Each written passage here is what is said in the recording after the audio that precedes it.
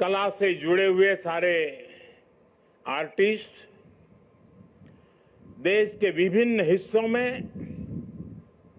एकता दौड़ run for unity में शामिल हो रहे नागरिक भाई बहन, देश के सभी स्कूलों के छात्र छात्राएं, अन्य महानुभाव और सभी देशवासियों, मैं एकता नगर में हूं, पर मेरा मन मोरबी के पीड़ितों से जुड़ा हुआ है।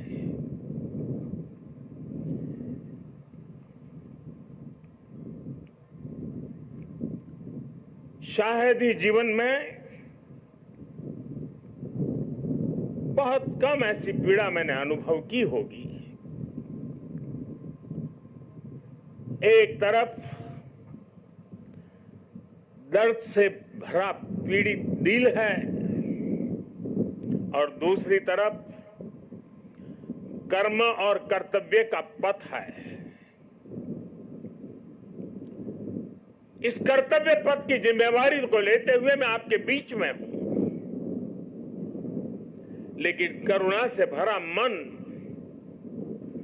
उन पीड़ित परिवारों के बीच में है। हादसे में जिन लोगों को अपना जीवन गंवाना पड़ा है, मैं उनके परिवारों के प्रति अपनी संवेदना व्यक्त करता हूं।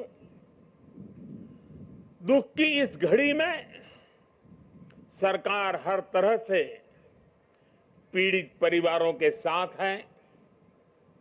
गुजरात सरकार पूरी शक्ति से कल शाम से ही राहत और बचाव कार्यों में जुटी हुई है। केंद्र सरकार की तरफ से भी राज्य सरकार को पूरी मदद दी जा रही है। बचाव कार्य में एनडीआरएफ की टीमों को लगाया गया है। सेना और वायुसेना भी राहत के काम में जुटी हुई है। जिन लोगों का अस्पताल में इलाज चल रहा है, वहां भी पूरी मुस्तैदी बरती जा रही है। लोगों की दिक्कतें कम से कम हो, इसे प्राथमिकता दी जा रही है। हादसे की खबर मिलने के बाद ही गुजरात के मुख्यमंत्री श्रीमान भूपेंद्र भाई रात को ही मोरबी पहुंच गए थे। कल से ही वो राहत और बचाव के कार्यों की कमान संभाले हुए हैं। राज्य सरकार की तरफ से इस हादसे की जांच के लिए एक कमेटी भी बना दी गई है। मैं देश के लोगों को आश्वस्त करता हूं कि राहत और बचाव के कार्यों में कोई कमी नहीं आने दी जाएगी। आज राष्ट्रीय एकता दिवस का यह अवसर भी हमें एकजुट होकर इस मुश्किल घड़ी का सामना करने, कर्तव्य पथ पर बने रहने की प्रेरणा दे रहा है।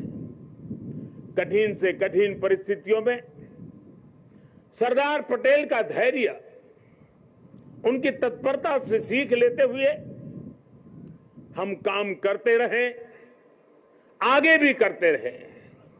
साथियों, वर्ष 2022 में राष्ट्रीय एकता दिवस का बहुत विशेष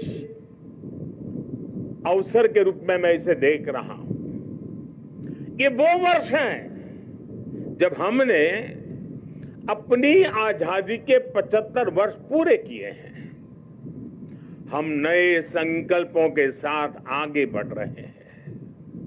आज एकता नगर में ये जो परेड हुई है, हमें इस बात का एहसास भी दिला रही है कि जब सब एक साथ चलते हैं, एक साथ आगे बढ़ते हैं, तो असंभव को भी संभव बनाया जा सकता है। आज यहां देश भर से आए हुए कुछ कलाकार सांस्कृतिक कार्यक्रम भी करने वाले थे, भारत के विविध नृत्यों को भी प्रदर्शित करने वाले थे, लेकिन कल की घटना इतनी दुखद थी कि आज के इस कार्यक्रम में से उस कार्यक्रम को हटा दिया गया। मैं उन सभी कलाकारों से उनके यहाँ तक आना, उन्होंने जो पिछले के दौरान मेहनत की है लेकिन आज उनको मौका नहीं मिला, मैं उनके दुख को समझ सकता हूं, लेकिन कुछ परिस्थितियां ऐसी हैं। साथियों, ये एकजुटता, ये अनुशासन परिवार, समाज, गांव, राज्य और देश हर स्तर पर आवश्यक है और इसके दर्शन आज हम देश के कोने कोने में कर भी रहे हैं। आज देश भर में 75,000 एकता दौड़, रन फॉर यूनिटी हो रही है। लाखों लोग जुड़ रहे हैं। देश का जन जन लौह पुरुष सरदार वल्लभ भाई पटेल की संकल्प शक्ति से प्रेरणा ले रहा है। आज देश का जन जन अमृत काल के पंच प्राणों को जागृत करने के लिए, राष्ट्र की एकता और अखंडता के लिए संकल्प ले रहा है।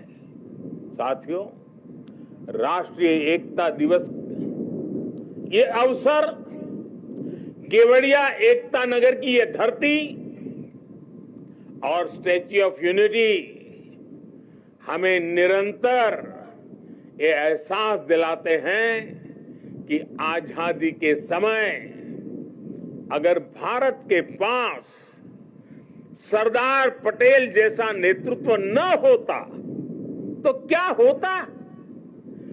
होता अगर 550 से ज्यादा रियासतें एकजुट नहीं हुई होती? क्या होता अगर हमारे ज्यादातर राजे रजवाड़े त्याग की पराकाष्ठा न दिखाते, मां भारती में आस्था न दिखाते? आज हम जैसा भारत देख रहे हैं, हम उसकी कल्पना भी नहीं कर सकते थे। एक कठिन कार्य, ये असंभव कार्य सिर्फ और सिर्फ सरदार पटेल ने ही सिद्ध किया। साथियों, सरदार साहब की जन्म जयंती और राष्ट्रीय एकता दिवस ये हमारे लिए केवल तारीख भर नहीं है, ये भारत के सांस्कृतिक सामर्थ्य का एक महापर्व भी है। भारत के लिए एकता कभी भी विवशता नहीं रही है। भारत के लिए एकता सदा सर्वदा विशेषता रही है। एकता हमारी विशिष्टता रही है। एकता की भावना भारत के मानस में, हमारे अंतर्मन में कितनी रची बसी है, हमें अपनी इस खूबी का अक्सर एहसास नहीं होता है। कभी कभी ओझल हो जाती है, लेकिन आप देखिए, जब भी देश पर कोई प्राकृतिक आपदा आती है तो पूरा देश एक साथ खड़ा हो जाता है। आपदा उत्तर में हो या दक्षिण में, पूरब में हो या पश्चिमी हिस्से में, ये मायने नहीं रखती है। पूरा भारत एकजुट होकर सेवा, सहयोग और संवेदना के साथ खड़ा हो जाता है। कल ही देख लीजिए ना, मोरबी में हादसा हुआ, उसके बाद हर एक देशवासी हादसे का शिकार हुए लोगों की सुरक्षा के लिए प्रार्थना कर रहा है। स्थानीय लोग हादसे की जगह पर अस्पतालों में हर संभव मदद के लिए खुद आगे आ रहे हैं। यही तो एकजुटता की ताकत है। कोरोना का इतना बड़ा उदाहरण भी हमारे सामने है। काली थाली की भावनात्मक एकजुटता से लेकर राशन, दवाई और वैक्सीन के सहयोग तक देश एक परिवार की तरह आगे बढ़ा। सीमा पर या सीमा के पार जब भारत की सेना शौर्य दिखाती है तो पूरे देश में एक जैसे जज्बात होते हैं, एक जैसा जज्बा होता है। जब ओलंपिक्स में भारत के युवा तिरंगे की शान बढ़ाते हैं तो पूरे देश में एक जैसा जश्न मनता है। जब देश क्रिकेट का मैच जीतता है तो देश में एक जैसा जुनून होता है। हमारे जश्न के सांस्कृतिक तौर तरीके अलग अलग होते हैं, लेकिन भावना एक जैसी ही होती है। देश की ये एकता, ये एकजुटता, एक दूसरे के लिए अपनापन, ये बताता है कि एक राष्ट्र के रूप में भारत की जड़ें कितनी गहरी है। और साथियों, भारत की यही एकता हमारे दुश्मनों को खटकती है। आज से नहीं बल्कि सैकड़ों वर्षों पहले गुलामी के लंबे कालखंड में भी भारत की एकता हमारे दुश्मनों को चूपती रही है। इसलिए गुलामी के सैकड़ों वर्षों में हमारे देश में जितने भी विदेशी आक्रांता आए, उन्होंने भारत में विभेद पैदा करने के लिए हर मुमकिन कोशिश की। उन्होंने भारत को बांटने के लिए, भारत को तोड़ने के लिए सब कुछ किया। हम फिर भी उसका मुकाबला कर सके क्योंकि एकता का अमृत हमारे भीतर जीवंत धारा के रूप में बह रहा था। लेकिन वो कालखंड लंबा था। जो जहर उस दौर में घोला गया, उसका नुकसान देश आज भी भुगत रहा है। इसलिए ही हमने बंटवारा भी देखा और भारत के दुश्मनों को उसका फायदा उठाते भी देखा। इसलिए हमें आज बहुत सावधान भी रहना है। अतीत की तरह ही भारत के उत्कर्ष और उत्थान से परेशान होने वाली ताकतें आज भी मौजूद है। वो आज भी हमें तोड़ने की, हमें बांटने की हर कोशिश करती है। हमें जातियों के नाम पर लड़ाने के लिए तरह तरह के नैरेटिव गढ़े जाते हैं। प्रांतों के नाम पर हमें बांटने की कोशिश होती है। कभी एक भारतीय भाषा को दूसरी भारतीय भाषा का दुश्मन बनाने के लिए कैंपेन चलाए जाते हैं। इतिहास को भी इस तरह पेश किया जाता है ताकि देश के लोग जुड़े नहीं बल्कि एक दूसरे से दूर हो। और भाइयों बहनों, इसे एक और बात हमारे लिए ध्यान रखनी आवश्यक है। ये जरूरी नहीं है कि देश को कमजोर करने वाली ताकत हमेशा हमारे खुले दुश्मन के रूप में ही आए। कई बार ये ताकत गुलामी की मानसिकता के रूप में हमारे भीतर घर कर जाती है। कई बार ये ताकत हमारे व्यक्तिगत स्वार्थों के जरिए सेंधमारी करती है। कई बार ये तुष्टीकरण के रूप में, कभी परिवारवाद के रूप में, कभी लालच और भ्रष्टाचार के रूप में दरवाजे तक दस्तक दे देती है, जो देश को बांटती और कमजोर करती है। लेकिन हमें उन्हें जवाब देना होगा। हमें जवाब देना होगा भारत मां के एक संतान के रूप में। हमें जवाब देना होगा एक हिंदुस्तानी के रूप में। हमें एकजुट रहना होगा, एक साथ रहना होगा। विभेद के जहर का जवाब हमें एकता के इसी अमृत से देना है। यही नए भारत की ताकत है। साथियों, आज राष्ट्रीय एकता दिवस पर मैं सरदार साहब द्वारा हमें सौंपे दायित्व को फिर दोहराना चाहता हूं। उन्होंने हमें ये जिम्मेदारी भी दी थी कि हम देश की एकता को मजबूत करें, एक राष्ट्र के तौर पर देश को मजबूत करें। ये एकता तब मजबूत होगी जब हर नागरिक एक जैसे कर्तव्य बोध से ये जिम्मेदारी संभालेगा।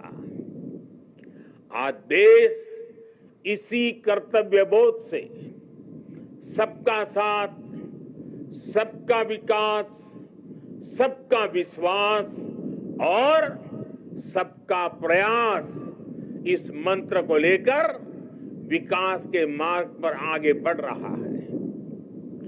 आज देश में हर कोने में, हर गांव में, हर वर्ग के लिए और हर व्यक्ति के लिए बिना भेदभाव के एक जैसी नीतियां पहुंच रही है। आज अगर गुजरात के सूरत में सामान्य मानवी को मुफ्त वैक्सीन लग रही है, तो अरुणाचल के सियांग में भी उतनी ही आसानी से मुफ्त वैक्सीन उपलब्ध है।